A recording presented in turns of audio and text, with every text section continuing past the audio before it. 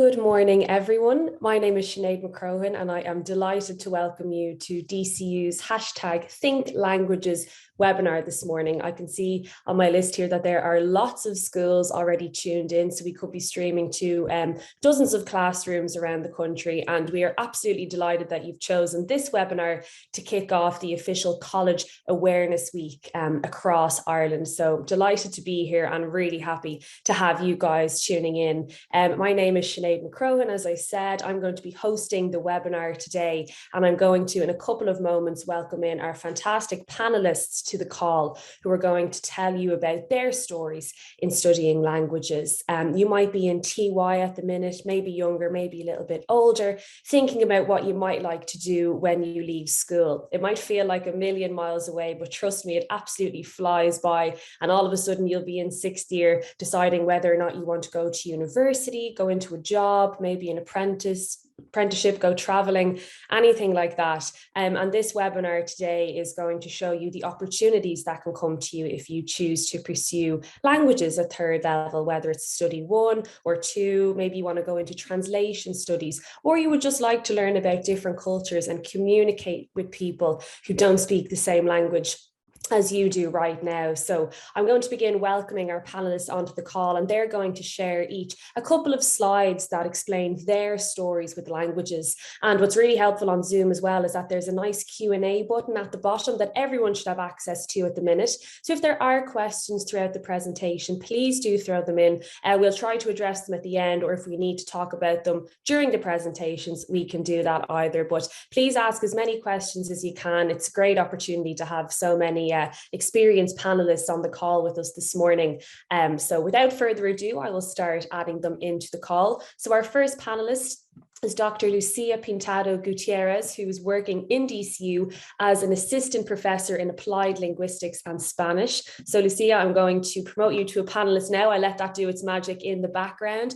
We also have David Ryan Murua, who has a wealth of experience working in translation and interpreting out in industry. So David, you are very welcome to the call.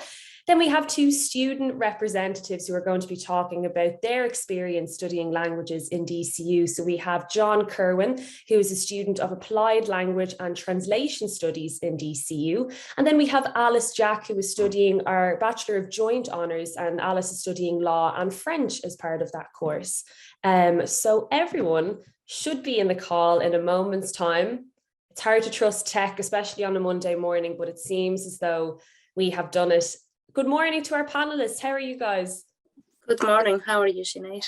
I'm great, good form. We had our DCU open day at the weekend. Maybe some people tuning into the call were there either virtually or in person. So we're straight on to the next thing, which is College Awareness Week, which is great. But thanks a million, everyone, for giving up the time on your Monday morning to speak. You can see in our attendees list, there are a lot of people here streaming to various classrooms across Ireland to hear about your stories, and then they can start their own stories with languages. So we might start with Lucía. You're working in DCU currently, but of course have a fantastic story in relation to how you got there and your experience with languages. So would you like to go first and tell us a little bit about your story? Sure, of course. It's kind of weird to try to tell my story to inspire other people, but there we go. I'm going to share a small screen, okay? Let me see. Can you all see my screen now? You can you? I can. That's brilliant. Brilliant. Okay, give me 1 second. So my story is, for me, it's very simple. I suppose it is what happened. You know, it's not a line. So where I am now is not really where I planned to be when I was your age. So a lot of things happen in life, I suppose, both academically and, you know, until the point we're talking now. So in a way, when I thought of, you know, what can I explain to TY students, in the first place, I thought it's a marvelous crossroads to be at, because, you know, you can still choose your pathway and you have so many possibilities to do so. When I was your age, I didn't know what to do. The only thing I knew is that I really loved languages. but I didn't know what I wanted to do with languages, or if anything was going to come in the way.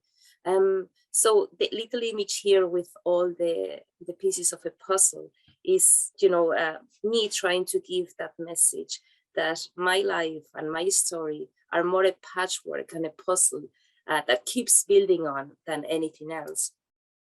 So what I'm going to do, like, I suppose I'm here and my role is to kind of portray this story to become an academic, which I never thought I would do. But let's start. There we go. So I finished my secondary school and I knew I wanted to do something with, studying languages. So I embarked into college studying translation and interpreting at the Faculty of Translation and Interpreting in Soria, which is the University of Valladolid in Spain. I came in with English as the language that I knew how to speak, and we then had to choose another language. I chose French because I did know a little bit of French that I had been learning in my secondary school, and at some other point I chose also Italian. So we studied for 4 years, and it was great fun, a lot of work, but great fun. And I developed more my passion for languages. And this is a funny story, but we have another panelist, David, whom I met while I was studying, and you will see 2 different pathways that we took. After studying in the University of Valladolid in Spain, I moved on to the University of Limerick. I got a fantastic opportunity to work as a language assistant for 2 years. It was exciting, it was new. I didn't know I was going to love teaching languages so much.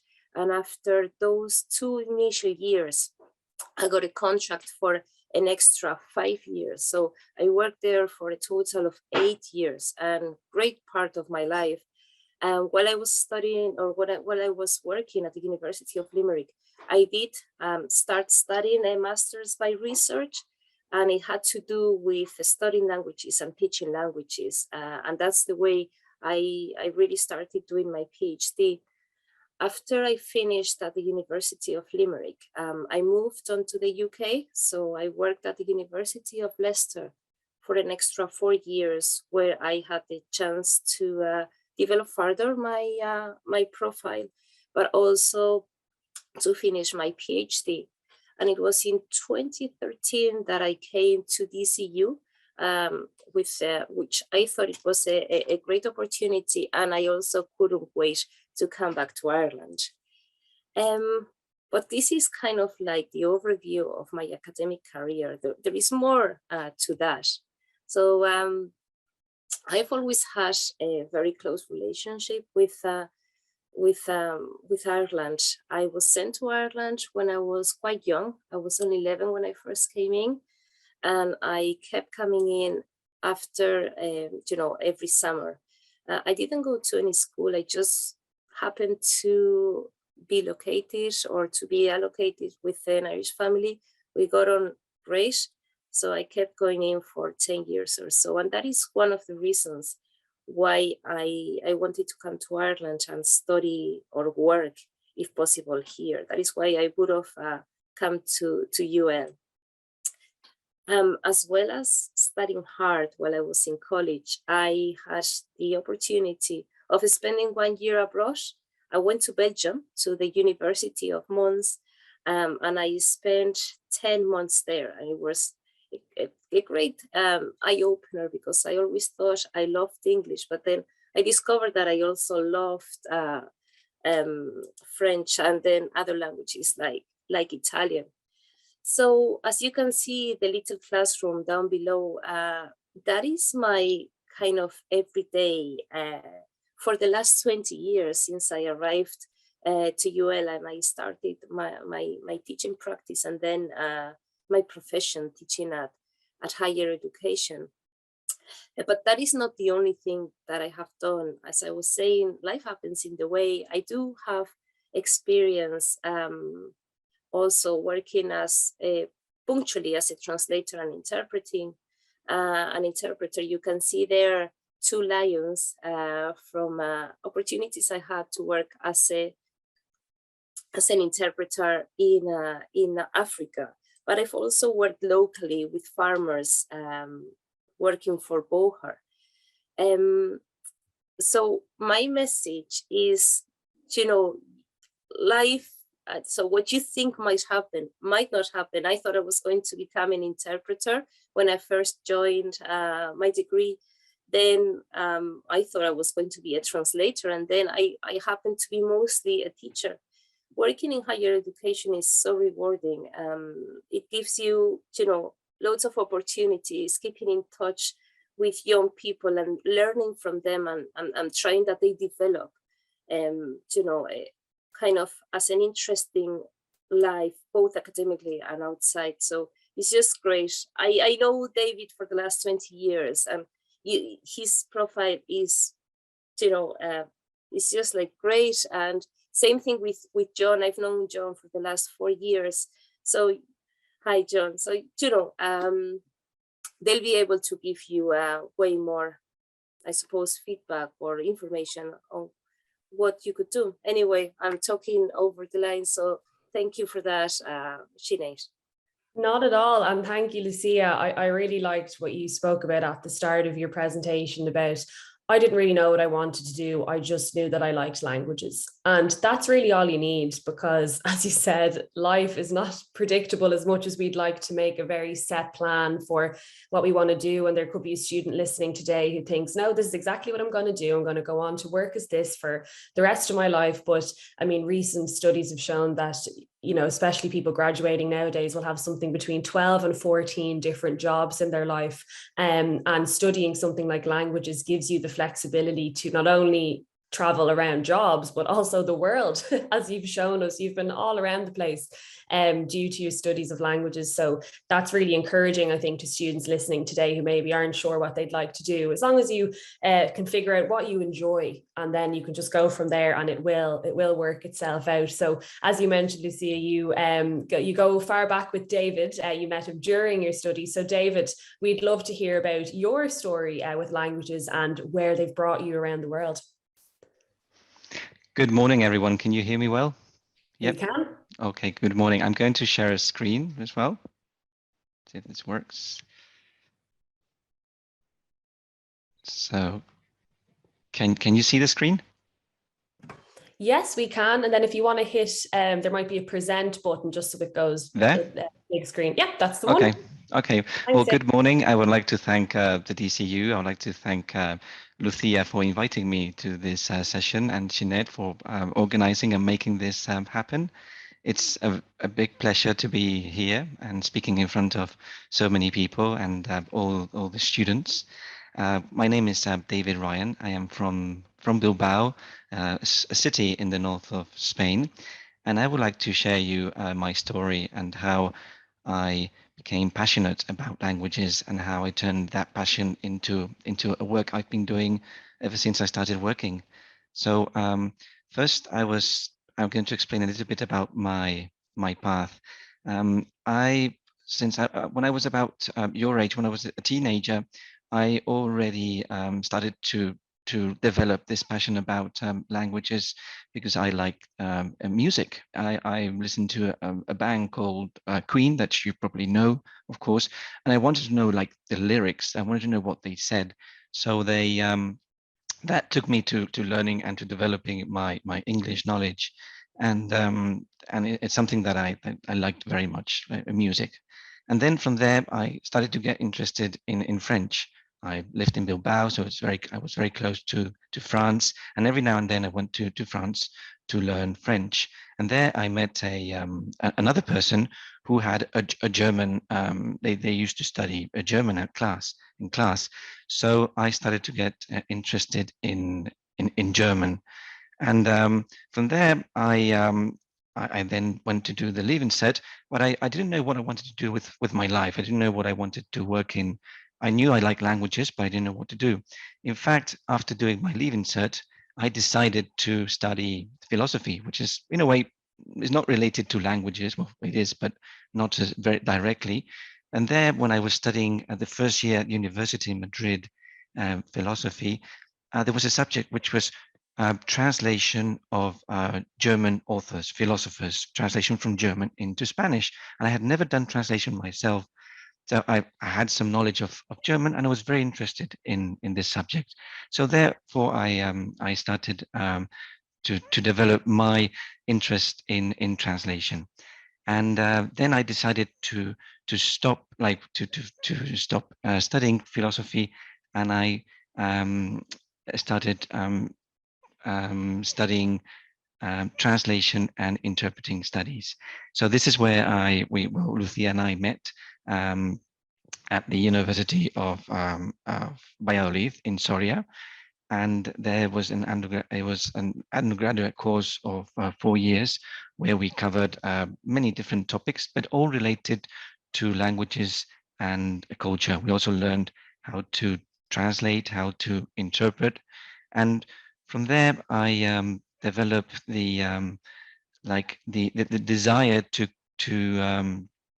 well, during the undergraduate, there was an Erasmus exchange program, and I did my Erasmus exchange in Germany, and then I started to do more interpreting, and this is when I decided to go for interpreting and translation. It's both conveying ideas from one language to another, and translation is in a written form, and interpreting is in the speaking form, in oral form. And so after after I finished my undergraduate, I wanted to specialize even more in conference interpreting.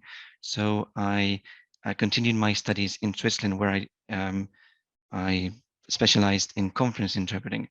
And then after I finished conference interpreting, I started to work as a translator and interpreter. And the good thing about working as a translator and interpreter is that you get to work in different areas, in different sectors, in different topics, in a variety of topics and sectors. And I would like to now share you some experiences of working as a translator and interpreter. There on the picture, you see me on the left working as an interpreter for a person who wanted to run a marathon every day. So I was there in a press conference, just translating what this person said from English into Spanish. Then this is another picture of a meeting, of a business, of a company, of an internal meeting. And there, this again is a different subject where there are different topics that are covered. And where you need to be very exact on what you say, on how you translate, because depending on what the people hear, maybe the conversation will go one way or the other. Then you can also get to translate or interpret in a nuclear power station. So the topics can be very varied.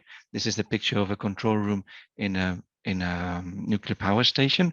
Again, you need to prepare a lot to work in this kind of fields. You need to have not technical background. You at least need to know the terminology that is required. Then also you get to translate, you get to interpret for politicians. Here on the picture, you can see me interpreting consecutive for a mayor of Bilbao, a very famous mayor of Bilbao, and where you need to dress in a special with a dress code. You need to you need to act, and you need to act in a specific manner. And then there's another thing about interpreting and translation. They can take you to many topics in many sectors, which you need to prepare. For example, this is a real conference that I did.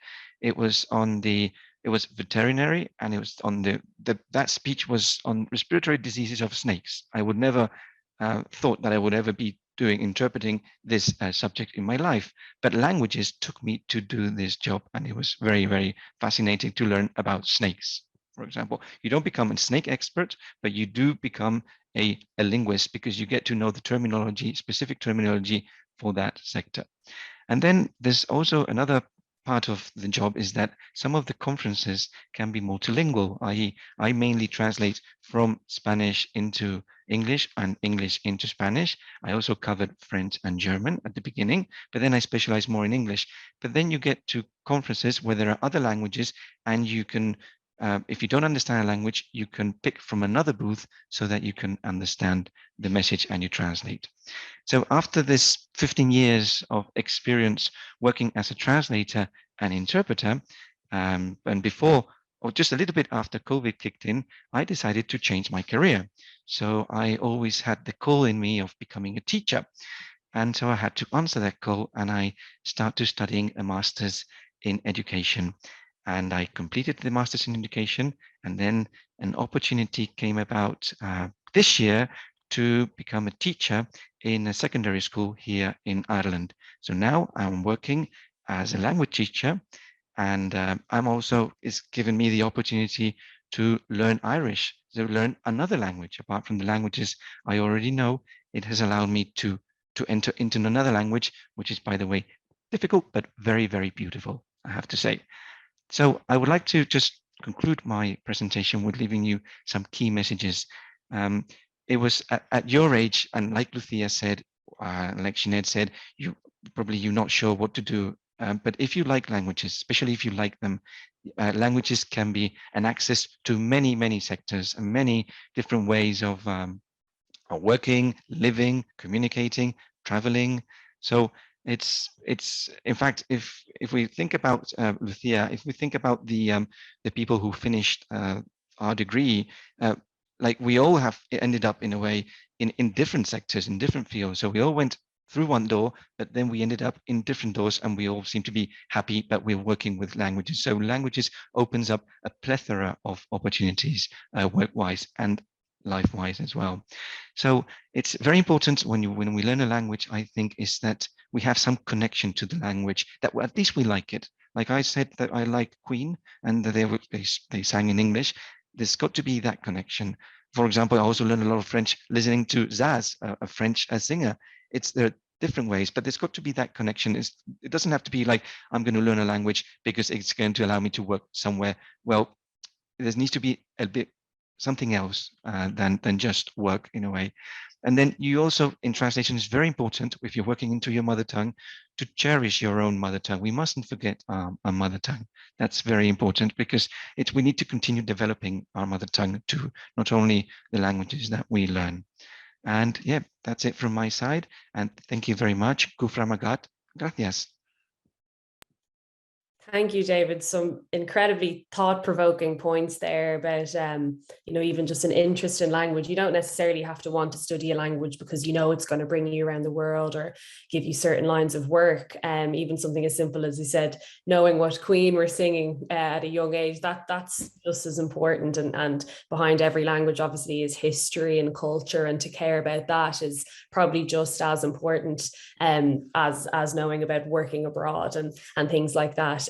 Even though you mentioned the likes of nuclear power and respiratory diseases in snakes, I think that marathon thing is actually the most impressive thing I heard. I hope you didn't have to actually go with him and translate while he was running a marathon a day. That sounds tiring, to say the least. Just a reminder to anyone tuning in, there is a Q&A feature there if you'd like to get your questions in before we finish up the webinar, and we can ask our panelists to cover. But now we're going to move on to, one of two of our students who are both student ambassadors but studying languages or language in DCU at the minute. So we might go to John first. John, we actually had a conversation recently on our DCU podcast about your experience, but just in case these students tuning in today haven't had a chance to listen, we'd love to hear more about how you decided to study languages and why DCU.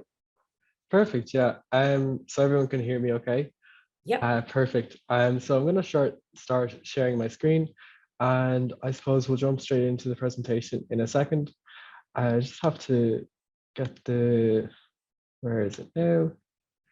Perfect. Okay, so I suppose as you may know, I'm a third year student in applied language and translation studies. So I'm in Lucía's class every week, and I also know Alice from you know, just the student ambassador job, and then we relate to each other because we have these like language studies in common. In my case, the two languages I study at the moment are Spanish and Japanese. So I did Spanish for my leaving cert, and then I decided to take up Japanese from scratch in university. So I didn't do it for the leaving cert. Some people do, and then they come into Japanese in applied language and translation studies, and fair play to them. But equally, it's been a great experience for me so far. I suppose moving on to my next slide, like I feel that I'm kind of the opposite or the converse of David, in the sense that while David's languages have brought him to new specialized things, in my degree I've been really lucky to be able to like relate my own interests and hobbies in my degree and kind of personalize all my projects, which is kind of one of the biggest aspects of alts I've liked the most. So in terms of like Spanish, I've managed to like relate, you know, like putting video games into Spanish into my learning experience. I'd ask the Spanish people in the panels not to judge my written Spanish at this current moment. And kind of moving on, I've also done kind of like, you know, linguistic projects on vegan brownies and stuff. So kind of really just like wilding out as such. And kind of, you know, I've also been able to personalize kind of, you know, PowerPoints in Japanese on various things that I like. So it's kind of like this sense of, you know, creativity and kind of, you know, you can really personalize your degree and your experience and all to whatever level that you would like, whether that's kind of, you know, you'd have like a special interest, maybe football, you know, the ins and outs of Love Island, or even like, you know, kind of like the technical aspect of like a reality TV show or skiing or something, like to kind of, you know, all of these things can be taken from like a linguistic and translation perspective, even to the point where I did like a 2,000-word project on kind of, you know, the language, considering around like the folds and origami and kind of, you know, the terminology around that and all that kind of thing. So I suppose kind of, you know, this course is kind of, I would say that alts for me, it's been really a course that has allowed me to take the most out of the aspect of my personality, which is that I like to talk about things and I like foreign languages. And I suppose, I'm not saying that I don't know how to shut up, but it's the kind of thing of, you know, if you like kind of talking about things, and you're just curious in general about like both languages and a lot of different concepts, languages and kind of applied language and translation studies, which would lead into like all of various career paths as we've seen from our last two panelists, is definitely a great option. And I suppose kind of this is what we've seen kind of my opportunities inside the classroom, but then kind of outside the classroom, I've also had good opportunities in DCU to kind of like even meeting Erasmus students inside and outside of classes. Like over the summer, I visited a Spanish friend in Asturias who I met on an Erasmus when I was in first year. So kind of like all of these connections that I formed in DCU have really helped me to kind of, you know, increase my language abilities inside and outside the classroom. Equally, like Alice, I study French on the side, and even though it's not part of my degree, I've been able to develop my spoken French a lot through, you know, going to things like the language culture space in DCU, which is a space that frequently operates kind of, you know, like language exchange events and stuff, as well as the French Society in DCU, who at the moment every Thursday run like a French kind of like conversation club as such. And kind of, you know, regardless of like any language that you bring to DCU, there's always going to be a community and a space in which you can practice it, regardless of whether or not it's part of your degree. So you could come in kind of, you know, doing a business degree or a law degree and then suddenly be friends with the French gang or something. It's mad just the way these kind of things manifest as such. And then kind of another thing that my studies have led me to is kind of, you know, the possibility of taking international language exams to get my language levels kind of recognized officially. And then by doing these, that's just kind of, you know, allowed me on one hand to, you know, produce better assignments in university, but then on the other hand, kind of because, you know, you're studying languages 5 days a week in university, 4 or 5, depending on your timetable, you know, it makes these language exams a lot easier. So they kind of complement each other in a very nice way. If you scan that barcode, you can see an article that I wrote for Languages Connect on kind of taking these language exams. It's a good alternative for people who may have like a good interest in language exams or in kind of language studies, but may not want to do like a full-blown degree and stuff. And then kind of finally, I myself, an alt student, you can message me on UniBuddy, which is an app if you have any specific questions about kind of, you know, college life, course specifics, my experience studying languages, and any questions and stuff. I study Spanish and Japanese, so those are my specializations.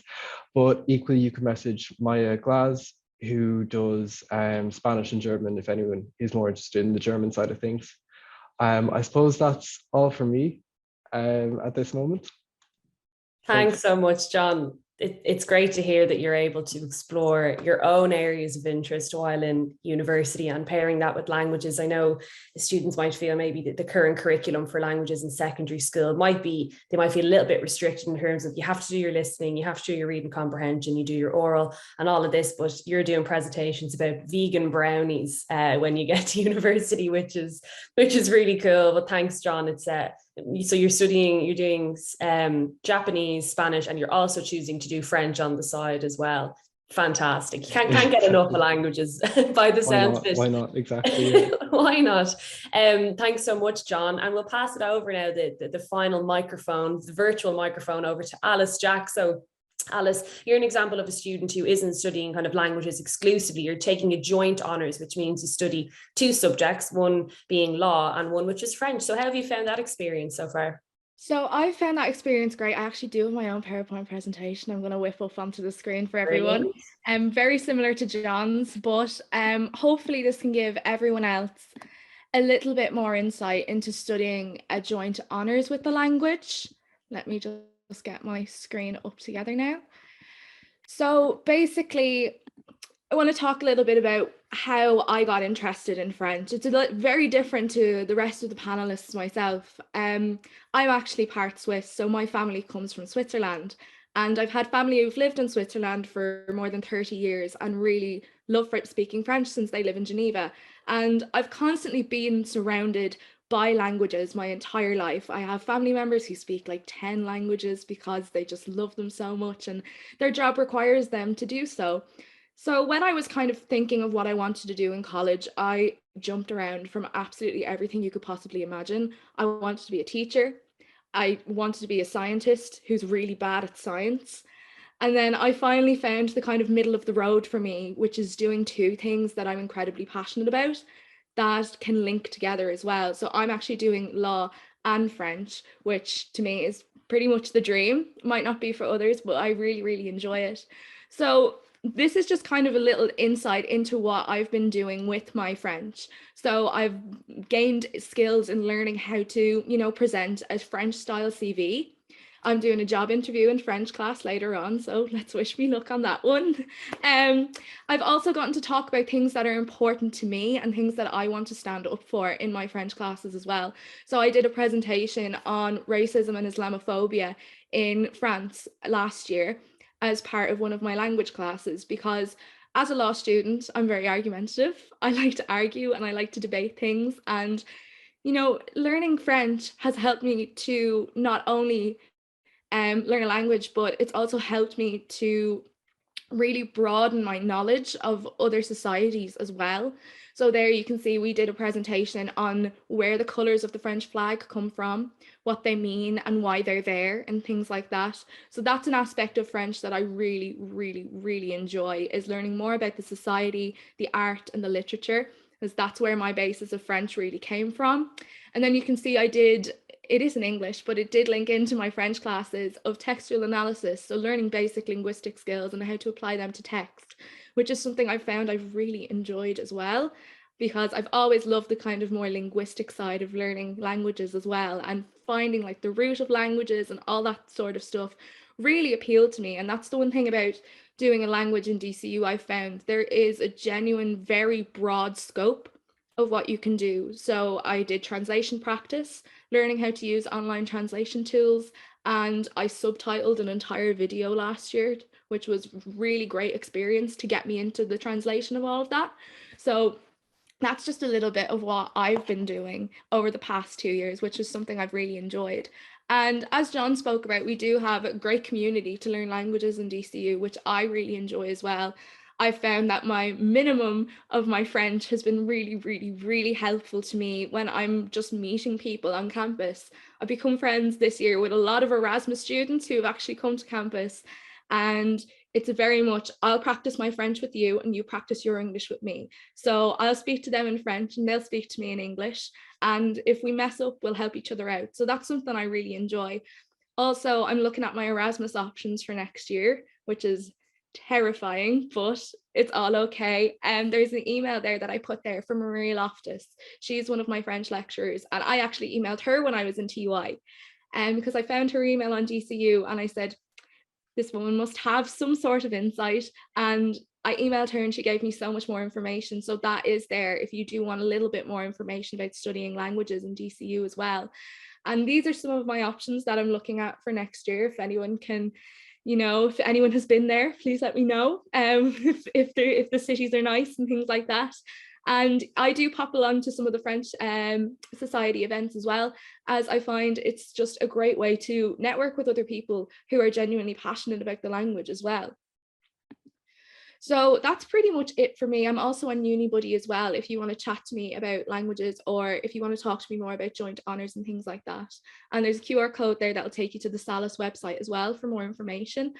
But basically, I love French quite a lot, and I think it stems a lot from it being a very core value in my family. And it really has allowed me to connect to my roots, which is something I'm really, really grateful for. And it's also led me to a great little side job as well, proofreading reports with the Irish Naturalisation Service for immigration. So it's been something that I've really enjoyed and has set me kind of on a path for a career that I think I'm really going to enjoy. So yeah, that's basically it for me. Thanks so much, Sinead, for having me on today. It's been great. No problem, Alice. You're such an inspiration. You've absolutely no fear by the sounds of it when it comes to this sort of thing, which is essential, because I know I would have been nervous as a student going, oh, I don't want to talk to someone who speaks that language. What if I mess up? What if it's embarrassing? If the grammar is wrong?